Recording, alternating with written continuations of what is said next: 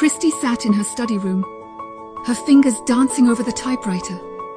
Meanwhile, Michael was lost in a book, exploring the world within its pages. In the evening, they shared their ideas, weaving dreams into narratives. Kristie continued her writing into the night, while Michael dived deep into another book. As the sun rose, they greeted a new day, ready to explore the realm of words again. Kristie with her typewriter, and Michael with his book lived their dreams.